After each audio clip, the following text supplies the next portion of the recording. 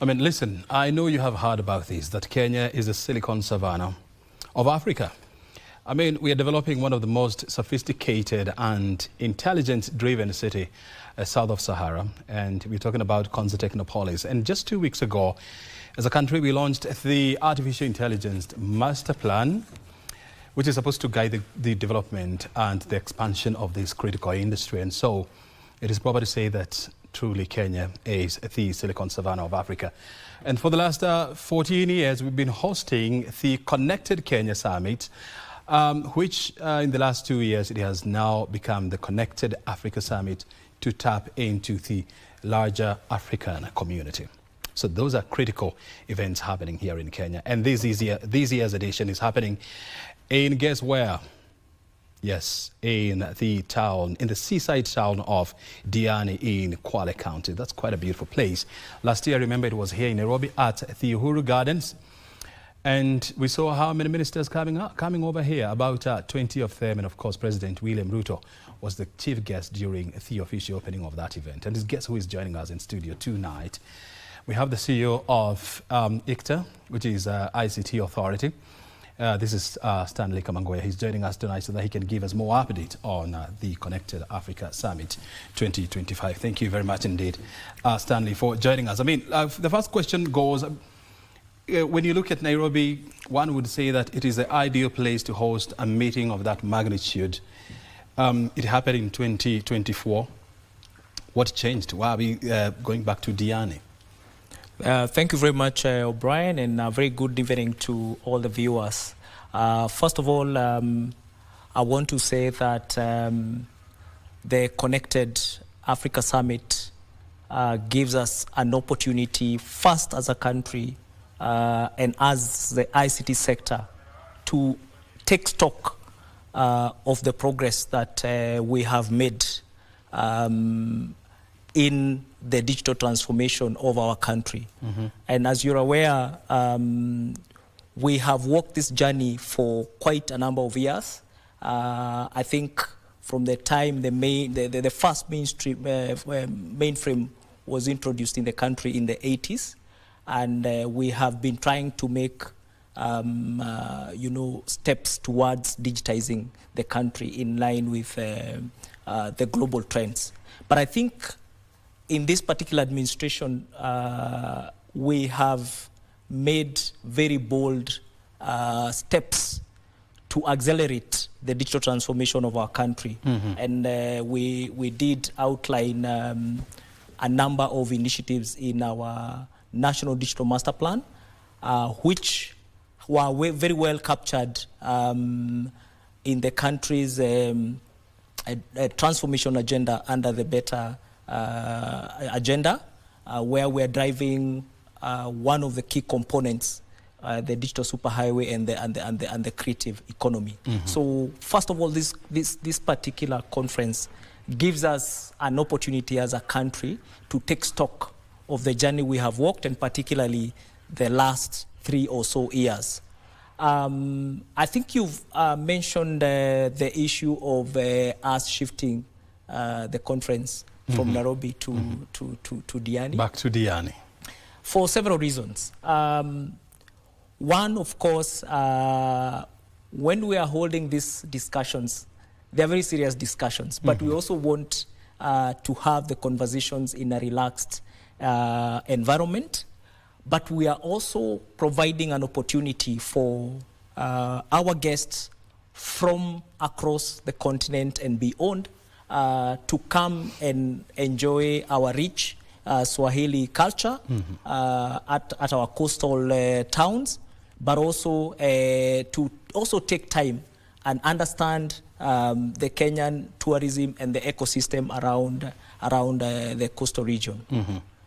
I think in the past, when we have held the conference here in Nairobi, of course, one of the issues that we have faced is some of the delegates having to jungle between attending office work and concentrating at the conference. Mm-hmm. We also think that it will give our international delegates, like I've said, a much more better experience from a cultural perspective, and also enjoying our beaches in the coast. Indeed, we are working together with various agencies of government, including the Tourism Board and the Ministry of Tourism, to make the experience memorable. Very good, and I think it's also another opportunity for for Kenya to showcase its world-famed beach destination, and Diani is the perfect place.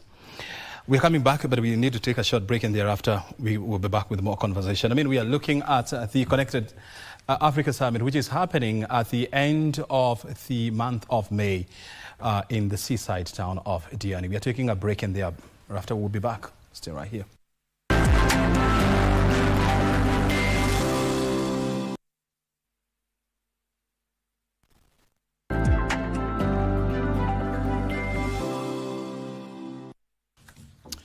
Welcome back. You're watching the Prime Edition. This is the business news, and of course, my name is O'Brien Kamanguya. We've been talking to Stanley Kamanguya, the CEO of ICT Authority, and our conversation is around the Connected Africa Summit 2025. It is taking place in the seaside resort town of Diani. Let's get back to the issues. In 2022, you launched the ICT Master Plan, which was hailed as a critical document in driving the growth of ICT in this country. How is it going to feature in the conversations in Diani this time around? Yeah, so thank you very much, O'Brien, for that question. I think just before the break, I said this conference provides us with an opportunity to take stock of the initiatives that we did identify in the National Digital Master Plan, but also the initiatives that we did identify through the thematic area of the National Digital Superhighway under the 5 key pillars of the Better Plan. And we are going to be discussing a number of broad topics in this particular conference, not only limited to Kenya, but also looking at how we can enhance our collaboration within the African continent to take advantage of technology. If you recall, last year we again made a bold move with this conference and extended it to a continental level. And out of that conference, one of the key outcomes that came out was what we called the Nairobi Declaration, where at least 14 ministers responsible for ICT came together in one of the ministerial sessions and made 7 declarations towards achieving the digital agenda for Africa, first under the African Union Digital Transformation Agenda 2020-2030, and also the overall digital transformation agenda under the SDG goals 2063. And within that, connectivity continues to be a big discussion for us that will be taking the center stage at the conference. And you may ask why. It is because even when a number of us in the cities enjoy fairly good connectivity, we still have a huge gap in connectivity in the remote areas, not only in Kenya, but in Africa. And the disparity is so huge between the African nations. We're talking about some of the countries which have connectivity up to 80%, to some countries like Burundi, which have connectivity below 20%.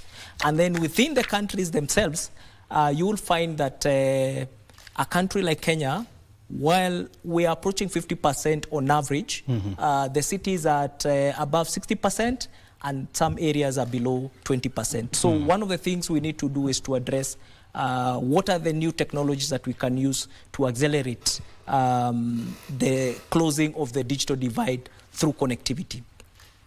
The other important issue for us as a continent is the issue of connectivity to the rest of the world.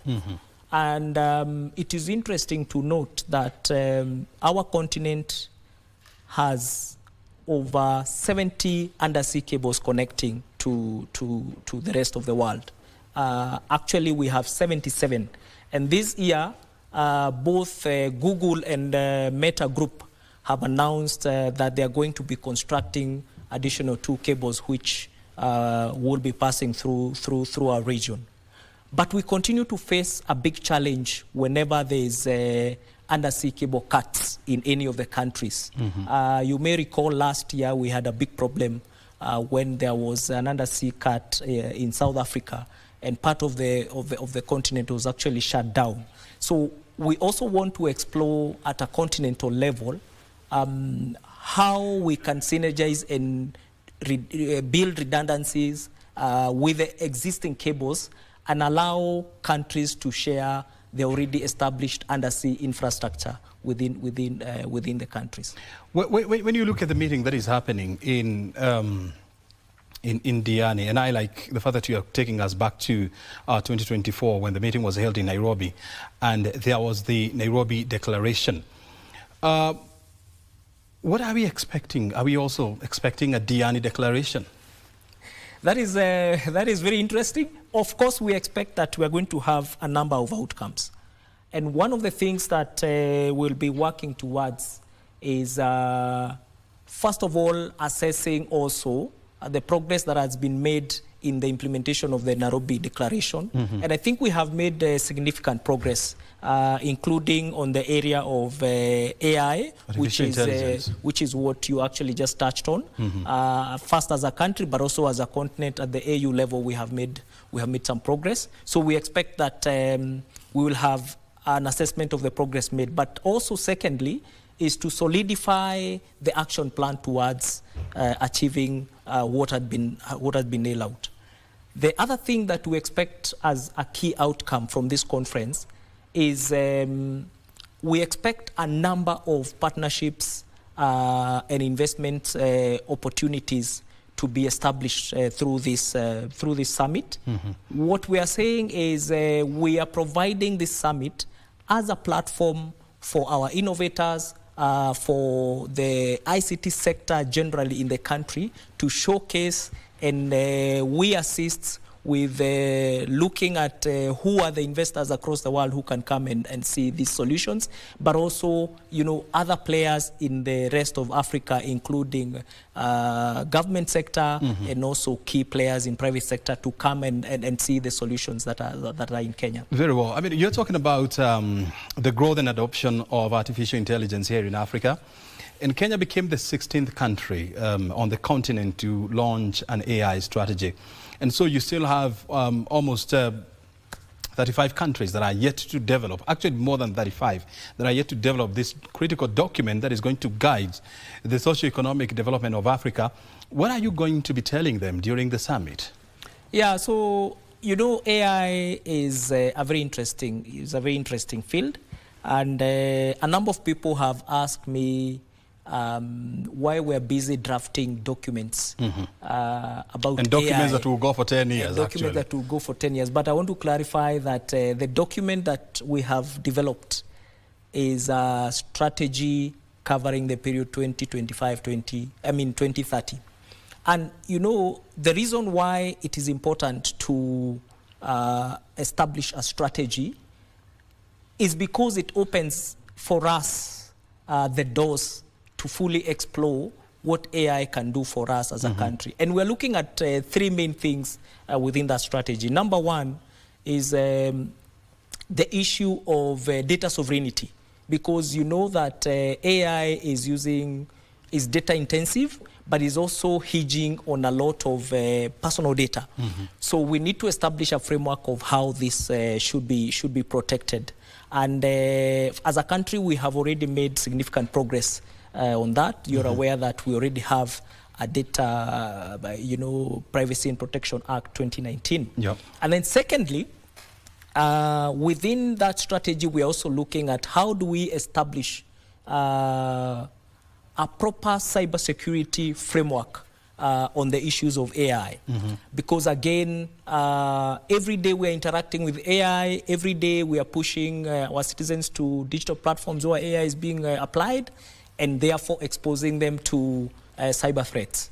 And then finally, the strategy also aims to look at ethical oversight over the development, design, development, and deployment, as well as usage of AI. And what we'll be telling the rest of the countries is that, look, just like we have learned from those countries that have done it before us, they can also learn and probably try and leapfrog their own strategies and policies in AI. One of the other biggest objective of this summit is actually around knowledge sharing, not only on AI, but generally on digital transformation and its relevance in driving economic growth. Very good. And the other issue that has always dodged the issue of deepening of ICT infrastructure in Africa has always been the cost of broadband. Yes. And we have some of the highest, actually the highest cost of broadband in the world. When you look at the cost of 1 GB data in Africa, it is more than 5 times the cost of the same in Europe, in North America. What conversation is likely to happen during this meeting that will help bring down the cost of data in Africa?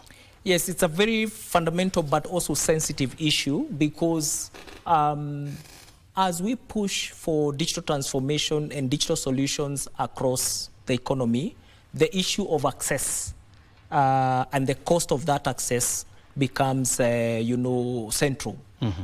And we need to step back and ask ourselves, what are the key things that contribute to the cost of internet? And one of them is taxes. One of them, of course, is taxes. I'm not a tax expert, so I'm not going to talk about taxes for today. Mm-hmm. We know the taxes that apply to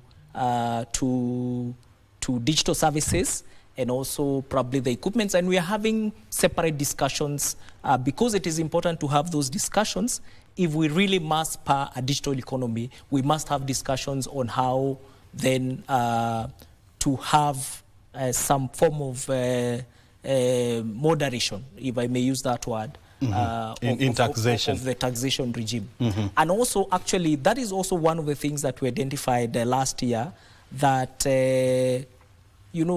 ICT taxation is complex because sometimes you can't also quantify, but also if you're talking about cross-border data sharing and digital platforms for the cross-border, it becomes even more complex. Mm-hmm.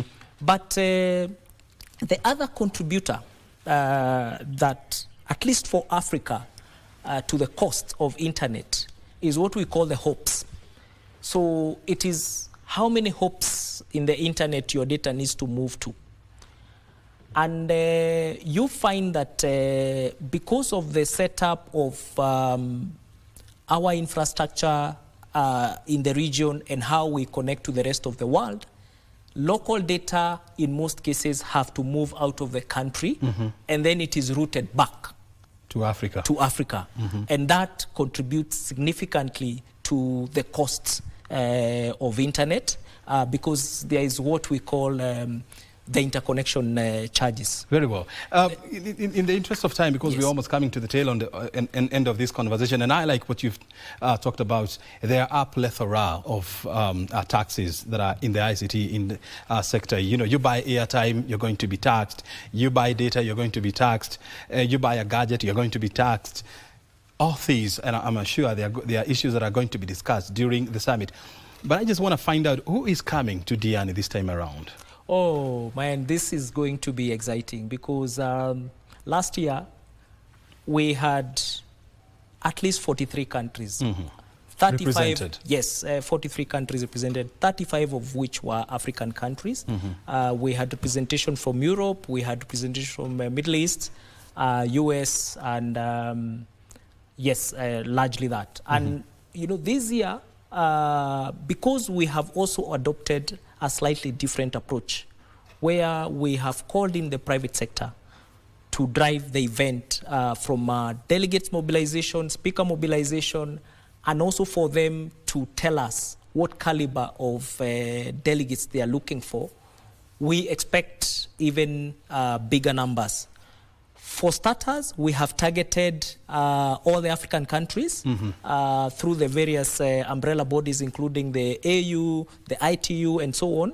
But we're also speaking to other larger groups, including the European Union, to help us mobilize that block of countries. And those countries, we are basically looking at two things. One is tech companies, and secondly, investments group that can come and look at our innovations and the solutions that we're doing in Kenya, so that we can be able to provide those opportunities. So we are looking at 50 plus countries attending for that meeting. This particular summit. Before I let you go, what role do you expect the Kenya Broadcasting Corporation to play during the meeting?